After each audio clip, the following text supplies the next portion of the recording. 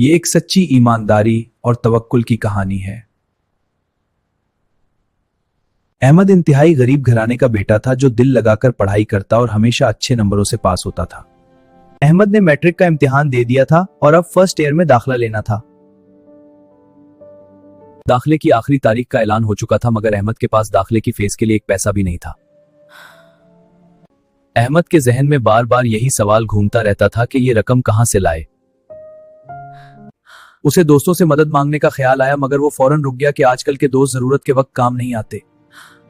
इसी वक्त अजान की आवाज कानों में पड़ी तो अहमद को ख्याल आया कि अल्लाह से मदद मांगे। अहमद मस्जिद में दाखिल हुआ, वुजू किया और अल्लाह के घर में कदम रखकर उसे सुकून महसूस हुआ। वुजू के बाद चंद कदम आगे बढ़ा तो उसकी नजर जमीन पर पड़ी एक इंतहाई कीमती सुनहरी घड़ी पर पड़ी। शैतान ने उसके दिल में लालच डाला कि घड़ी उठा ले, मगर ज़मीर ने फौरन झुंझोड़ कर कहा, नहीं, ये चोरी है, अल्लाह की अमानत है। अहमद ने लालच पर काबू पाया और घड़ी को हाथ नहीं लगाया।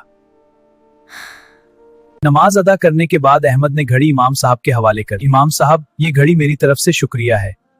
इमाम साहब ने नमाज के बाद ऐलान किया और घड़ी अपने असली मालिक तक पहुंचा दी गई। इमाम साहब अहमद को मस्जिद के सदर साहब के पास ले गए। अहमद, मेरे साथ चलो। जी इमाम साहब। सदर साहब, ये अहमद है।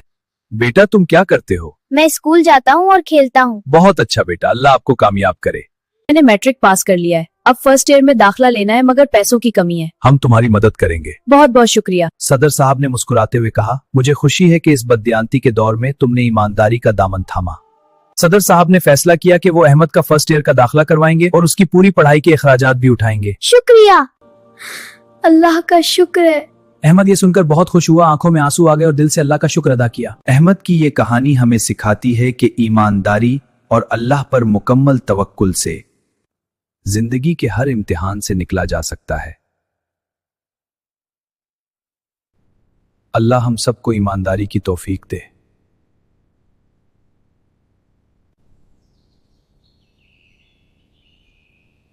आमीन।